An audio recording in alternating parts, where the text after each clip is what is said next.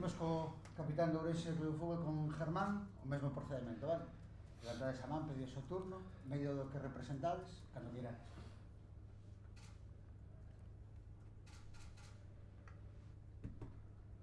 Hola Germán, nos estamos hablando de la Radio Galega. Primero de nada, ¿cómo está o vestiario agora mesmo? E logo, cal un pouco o sentir desta primeira participación na final por un ascenso definitivo?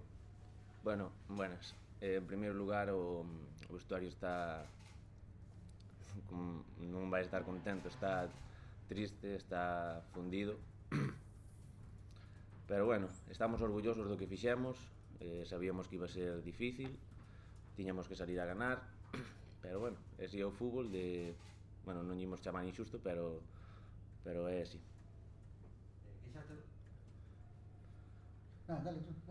Queixaste no momento da actuación arbitral, un e outro equipo que como valora?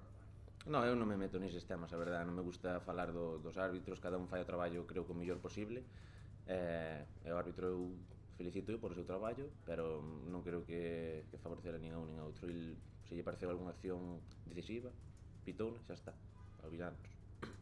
David, de Carta de Libertad, que mensaxe lle mandarías á afición despois de estar a piques de conseguir o ascenso? Bueno, que o Ourense non se rinde, inda que sea a primeira vez que estemos nun playoff, sei que este proxecto vai pa largo e o Ourense Club de Fútbol vai estar máis arriba porque o merece e fai méritos de sobra pa non estar nesta categoría, senón nunha superior. E gracias, claro, por virnos a apoiar.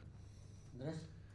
Andrés Naranja, de PFM, con el 0-1, en algún momento pensaste que lo ibas a conseguir y si te parece justo cómo fue el partido, el resultado. Buenas, que tal, Andrés?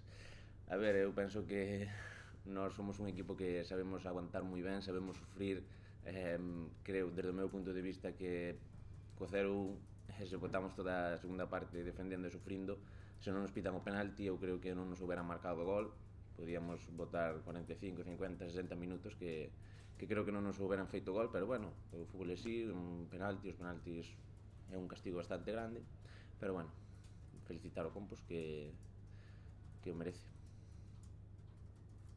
Robert? Como experiencia personal, Germán, levas tanto tempo no club, tamén por tus compañeros de tempo, que significa, como foi un pouco esta experiencia, que tamén, como decía o teu míster, isto tamén se aprende, el como xoven adestrador, pois que lección sacades do acontecido no día de hoxe deste río?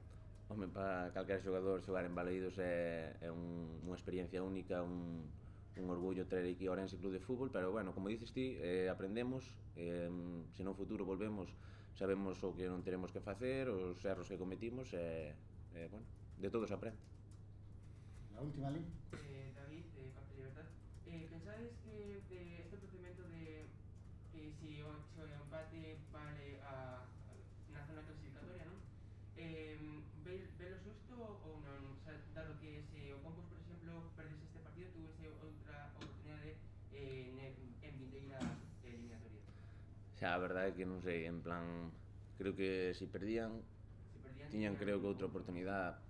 Bueno, ao fin e ao cabo, ao quedar primeiro tens que ter algún tipo de ventaxa, non sei hasta que nivel, hasta que tipos de ventaxas, pero bueno, si que mo empatar, valerche o empate, si que é unha ventaxa grande, ainda perdendo, sabes que podes ascender, bueno, pois, ao mellor xogan con menos presión e tal, pero si que é un handicap a favor para nós.